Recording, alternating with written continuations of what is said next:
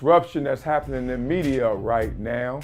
Asteroids out there, everybody taking shots, and the big rocks starting to turn into little pebbles, but still floating, still doing their thizzle. So now we're going to talk about this because there's so many layers of the media trying to stay status quo, protect itself, but at the same time evolve. So you know what happens when you go through that process. Warfare. That's how humans do it. Throughout time, when we wanted to evolve, we always had to battle.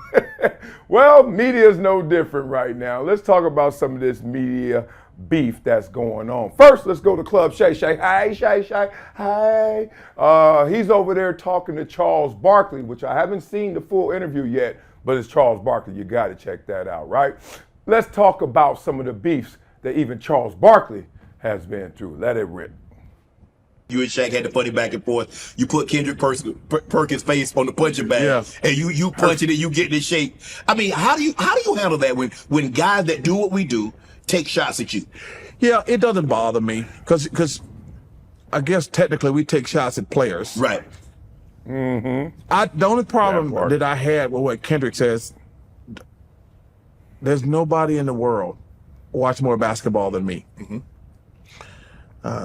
I tell you, like, and I had just come out of March Madness, which pissed me off even more because I was watching 2 or 3 college basketball games a day. Right. March Madness really sucks because I'm watching games all day long. Right. But to say another guys don't watch the games because he has a different opinion than yours. Yeah. And so that's the only thing bothering me. I say there's nobody in the world watch more basketball than me. So, but I don't get mad. Right. And the thing that's really funny about it, Shaq is so sensitive at times. Right. Because I was going to like let it go. Petty. and he's like, nah. My mama told me growing up, we kill all roaches. And I said like, so that's how the whole roast thing came up. Right. And so anytime anything happened right now, Shaq's like, we killing roaches. And Shaq is so crazy. He made a rap diss song. Yeah. But I don't take it like, the only person I've taken shots at, honestly, is Skip Bayless. Because, man, what we do is such an honor. I don't think you can say stuff just to say it. Because my whole, going back then, I said, hey, man, there's somebody in Montana, Maine, South Dakota. If I said something bad about these guys, they're like, well, I saw it on television. It's got to be true. Right. So I'm be like, man, I'm not going to say anything about a player, especially if it's personal.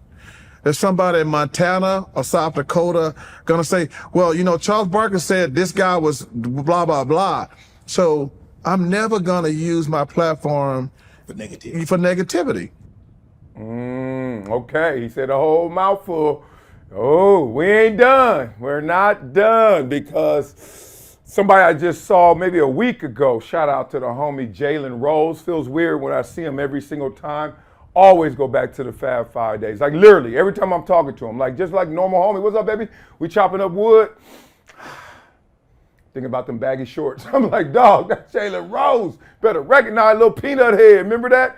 Oh, man. Well, Jalen Rose sent out a cryptic tweet, probably talking to the industry at large with a shot at one or a few individuals. Let's listen to Matt Barnes and Stacks talk about Jalen Rose's tweet.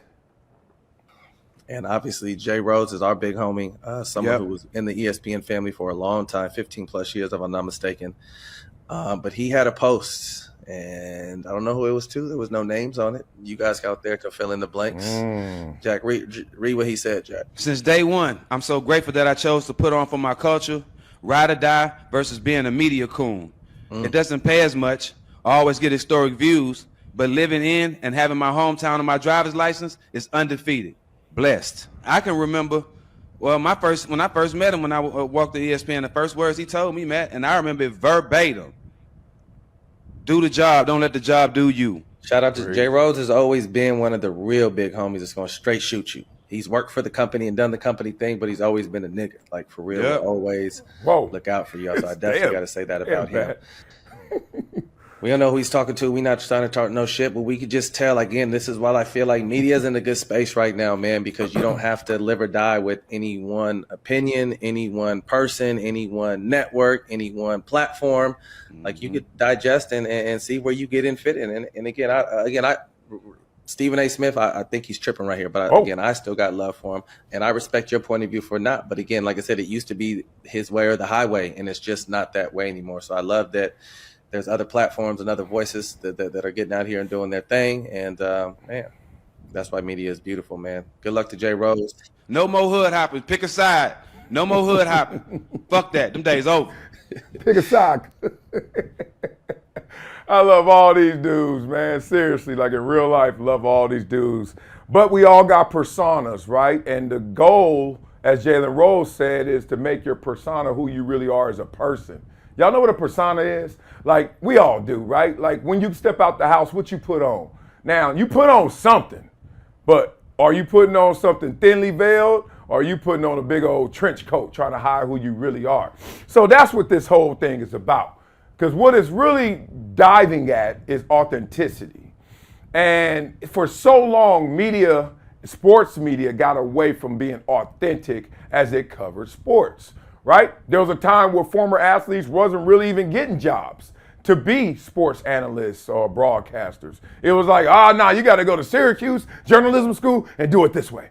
And then all of a sudden they started letting a guy or two in, a Rashad here and there, right? And next thing they can complete a sentence and let them do it.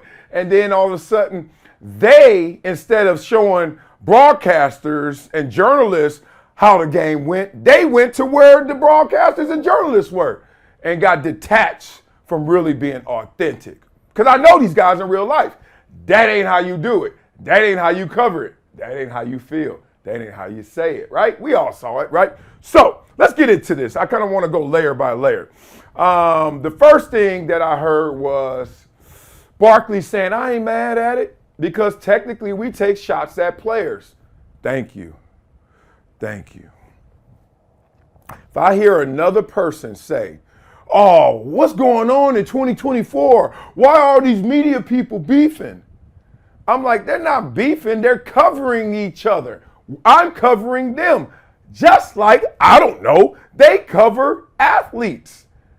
And they are covering athletes that are actually journalists too, like Draymond Green, like Paul George, etc., right? So the whole game is to give your opinion on something that we all see in community. We all watch the game. We all talk about this certain event. We all heard Euphoria and going at Drake and destroying them and Drake on AI coming back. I don't know what the hell going on. Point is, where we all are watching, we're all going to talk about that. And we're going to talk about those who are talking about it, because that's what we do. When I was behind the desk, my job was to cover the game. Talk good or bad about the performance of those players.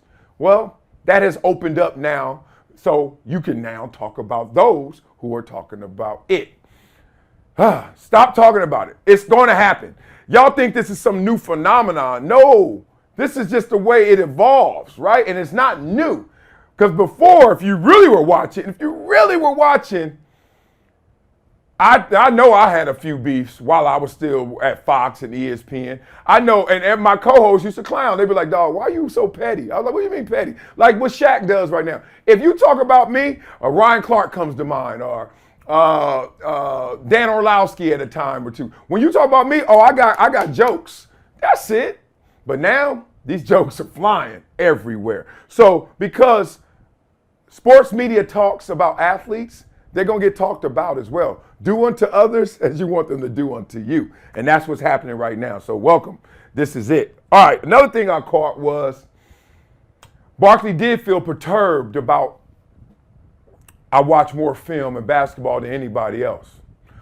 Here's one thing I did learn about the game. They taught us, and this was one of those indirect teachings, that if you want to sound credible, all you got to do is say, oh my God, when I was watching, and then just start talking about your opinion. When I was watching Duke play, and then start talking about it. When I was watching the Knicks, and then start talking about it. They teach you to say that. Are you really watching it? Hell no. I don't know if Barkley watches more film than anybody, but I do know the flip is also true. When you want to cut somebody's legs from them, all you got to say is they don't watch it. Catch that? So I'm not saying Barkley doesn't watch it. I'm saying if I'm going to attack Barkley, tough to attack Barkley in sports media, right? Oh, I know how to go get him. I go to the Holy Grail. You don't even watch this shit, homie. Pow. And then watch him get mad or have to dance around that, right? I'll watch more film than anybody. So that was a good play by Kendrick Perkins, even if it ain't real, even if he lying out his ass. Still a good play. Because nobody's going to be able to quantify it. You don't know what I'm watching. Dog, it's been so many times I've given a tremendous opinion. I ain't watching none of that shit. All I saw was, give me the stat sheet. Google, all right, I know what happened. Cats be like, oh my God, I love what you said about the third quarter. You caught that too? Yeah, I did, homie. Man, I was putting MJ to bed. What you talking about?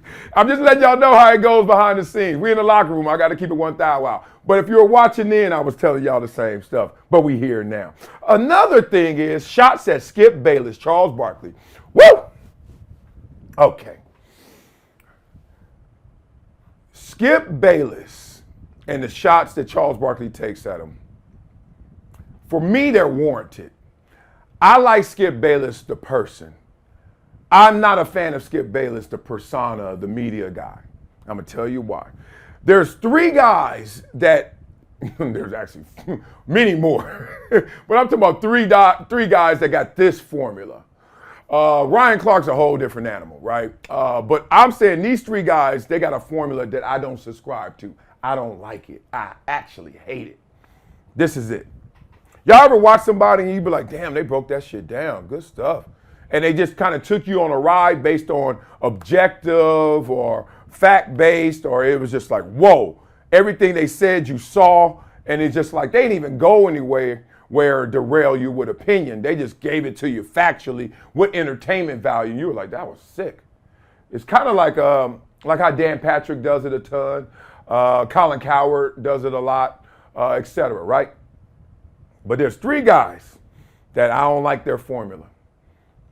Skip Bayless, Stephen A. Smith, and Emmanuel Acho. And this is the formula.